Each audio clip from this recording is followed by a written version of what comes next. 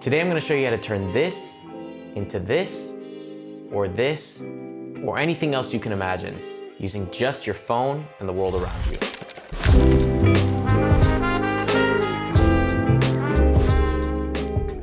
I'm splitting this video up into 3 parts, and all the timestamps are available so you can skip to whichever part you need. All right, let's get into it. Textures are literally everywhere, both inside and outside. So I went to a local park for this video to capture some spots that I like, but I also got some watercolor paper from a store just to show that you can do it with anything. Okay, so what do you look for when trying to find a good texture? One of the main things is finding flat lighting, so either overcast or just in shadows, because if it is in the sun, when you capture that texture, that sunlight is going to be part of that texture. And maybe that's something you want. For general use textures, I try and look for flat lighting or under some shadows. It helps to have an idea in mind, but honestly, with the range of what you can capture, just going out and exploring is a fantastic method. And that's really it. So let's move on to the next step. We're now at the computer and we're going to jump into After Effects to start processing these textures.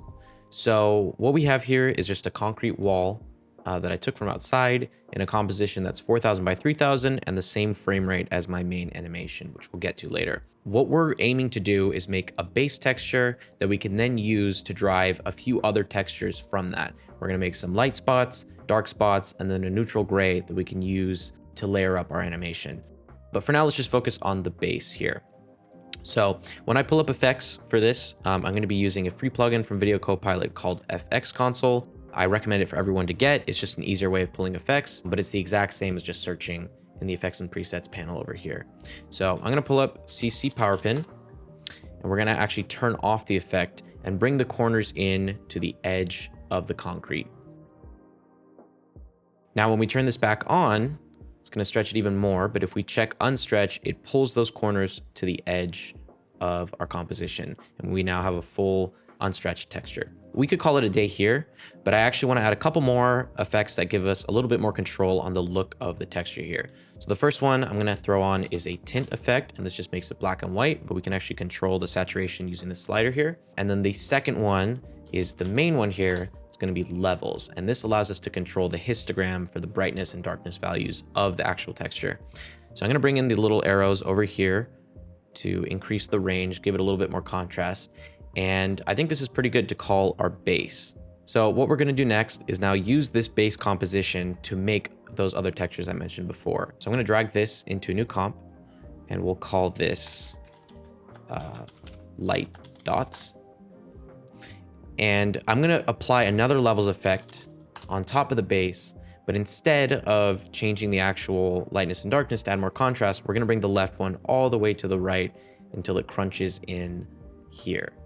So we just get some white speckles from this. And as I look at this, this is actually a great example for using one more effect in instances like this, where I think the speckles are too large. They're too much like chunky here. So we're going to reset the levels here and throw on an invert effect. That'll just invert the colors. And if I drag this before the levels and we bring it over to the right, we're now getting some smaller speckles, which I think fits better the look I'm going for. So we now have our base and we have our light dots as well. So I'm going to duplicate the light dots and call this one dark dots. I'm going to start working on our third one here. All I'm going to do now is just bring the levels all the way over to the other side, and we get the exact same texture, just now with some dark dots instead. And this will work really well for what we're going for later. And then finally, using our base layer, we're going to make a neutral gray texture. So I'm going to drag this into a new composition and call this neutral. Now, before I get into actually making it neutral gray, I want to explain why. So if I pull up this composition, this is just a photo I took last year, but I'm going to explain using a gray solid here. And all this is just a middle gray 50% solid. Now, if we apply any of these blend modes here from the middle, so we'll go with overlay here, nothing happens, nothing changes. And that's because middle gray is considered 0 using the contrast blend modes. Anything below middle gray or above middle gray will change the image according to its lightness value. So I'm going to set this back to normal and turn on the effects that I have here. And all I have here is just 7 stripes with different brightness values this being middle gray, this being white, and this being black. So if we turn on overlay again, you'll see it's actually brightening the brights over here and darkening the darks over here. So we solo it one more time. The black is making the darks darker, and the white over here is making the whites and the bright parts brighter. And if you focus on the middle strip, you'll notice again, it's not changing it at all. So if we were to just use our texture as is, it would cause a lot of contrast. So let's actually bring in the base texture and throw on overlay and see what happens. Now, could be a look that you're going for, but for our animation, this is definitely too strong.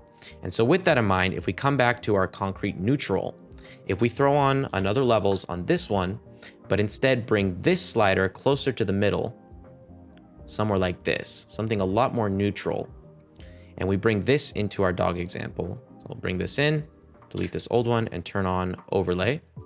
You'll see it's a lot more subtle. It just adds some of that grunge texture in. And those are our 4 textures that we can then use to build out our texture animation. All right, jumping back into our concrete project file, I have the textures text animation loaded up, and we're gonna start compositing together all those textures that we made before. So I'm gonna bring in the base, the dark dots, light dots, and the neutral, and just drag them on top here. I'm gonna turn everything off right here and bring the base below. Let's scale this one up a little bit so it fits the edges. And I'm gonna throw on another levels here. And you could probably start getting an idea here that levels is a great way to control. You could also use curves. I just find levels the most intuitive. I'm gonna bring the gamma slider in the middle, closer to the right, get a little bit darker, and then pull the white down to sort of a darker gray. This makes it a much more subtle background concrete texture. Next, let's do our light dots. I'll bring this right here, turn this on. I'm gonna set this to screen and then scale this much larger to somewhere like that. Now, I wouldn't worry about resolution because these are going to be animated and they're little accent elements, so you don't actually notice if it's a little lower resolution. It shouldn't cause an issue. I'm actually going to switch this to add, which is in the same group, just does a slightly different effect, and lower the opacity to something like 60%. We're going to do the same thing here with the dark dots. Just turn this on, but instead of the additive blending modes, we're going to do the darkening blending modes. I'm going to throw on multiply here and then scale this up a lot as well. And you can see it has these dark dots over here on our white texture. These will definitely be less noticeable, but they will help the actual animation. I'll scale this to about the same size. Okay, perfect. And then finally is the overlay, the neutral. We're gonna scale this up, and just like before, we'll set this to overlay. You can mess with some of these other ones too, like soft light. If you actually hit Shift plus, it'll toggle through different blend modes. But I think I'm just gonna leave it on overlay for now. All right, let's solo the light dots layer, and we're gonna animate this. So if we pull up the position and the rotation, and I add a keyframe for both, and move forward 1 frame, I'm gonna start moving it around in different ways. So I'll rotate it a bit. I just hit W to pull up the rotation key. I'm just dragging it around. I think that's pretty good. Move forward 1 frame, do the same thing, do a little bit of rotation. And we're just going for some variety on the position and rotation so it looks completely different. We don't want too much of the same look across each of the frames, so it looks a lot more random.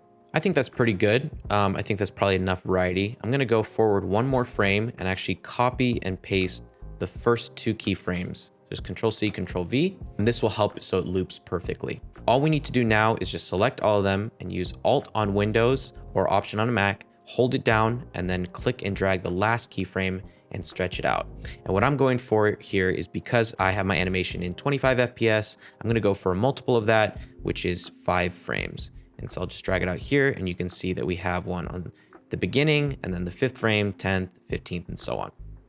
Now, if I hit play, you're gonna see it's sliding around. It doesn't look very good. So to fix this, all we need to do is just select both, right click, and click toggle hold keyframes. And what it'll do is prevent the animation. It'll just show the keyframe positions. And then the last thing we need to do here is just Alt or Option click the stopwatch here and type in a super simple expression, just loop out, like that. And it'll just take the keyframes and loop them out for all eternity.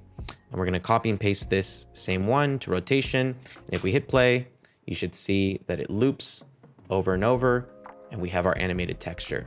So what I'm gonna do now is copy these exact same keyframes, to our dark dots and our neutral, just paste them.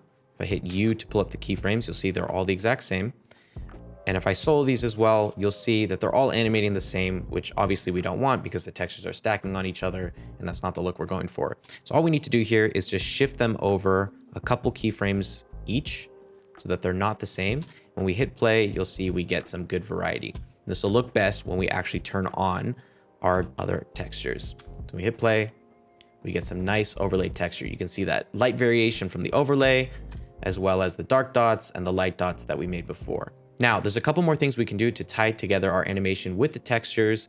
If we zoom in really close, we can see it's nice and crisp here, which looks okay, but it doesn't really blend with the grungier textures. So we're gonna make it a little bit more imperfect. I have a couple things that I like doing usually to help that. The first being a way of roughening the edges. I'm gonna throw in a turbulent displace and leave the amount at 50, but bring the size way down to 2. And you'll see it gives it kind of like this rough edge look. And there's a lot of different ways to do this. I think for this video, that's probably enough. Maybe increase the amount to 65, get it really, really rough here. So that looks good. I'm then gonna throw on a glow. Now I normally use a plugin called Optical Glow, which gives a really nice fall off on the light, but it is a paid plugin.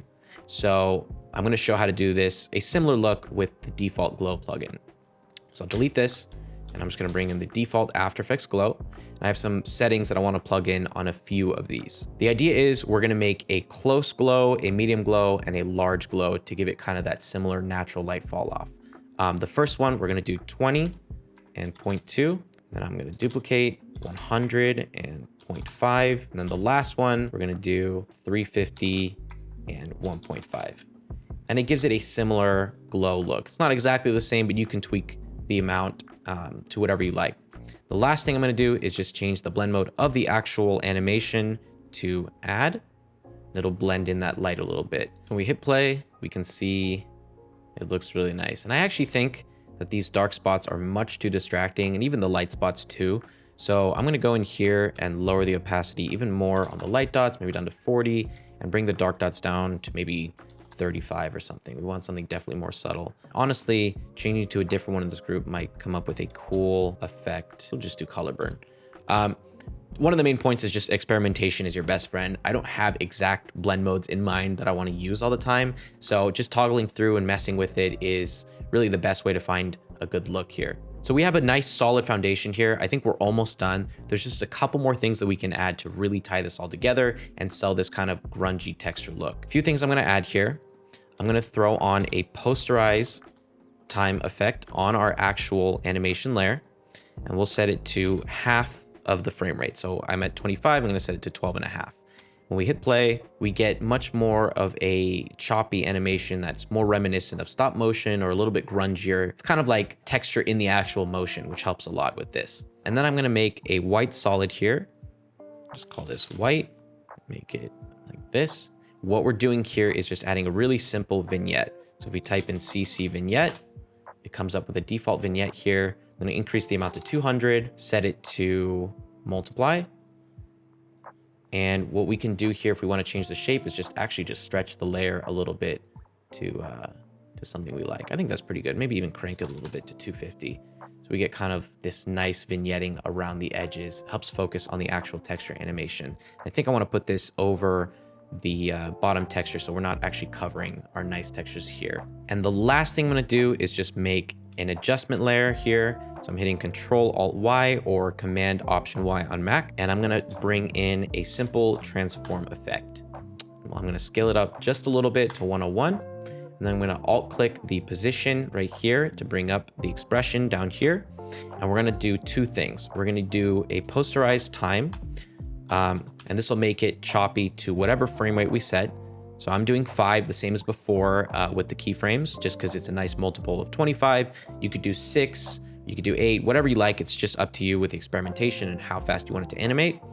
And then I'm gonna hit enter for another line. And I'm gonna add a wiggle expression, going really fast, so 200 and just a few pixels. We'll do something like 4. And so when we hit play, we get this really nice sort of randomized jitter that's reminiscent of old film or old stop motion where the camera wasn't perfectly placed, and it helps sell kind of this grungy texture bouncing around look. And just for reference, if I were to take out this posterized timeline and just have it wiggle every single frame, it would be much too extreme. If you look here, it's shaking way too much. Maybe that's the look you're going for, but for me, I like a little bit more subtle on that shake. And that's pretty much it for this one. I mean, this is essentially my workflow when it comes to adding texture and bringing together my animations with the textures around it. So here are some of the final products I made using just the textures that I found outside. Pretty cool. And that's all there really is to it. If you want to download these textures, I put a link in the description, and you're welcome to use them in any project you like. Make sure to subscribe if you like this kind of content, and let me know what you want to see next. Okay, see ya.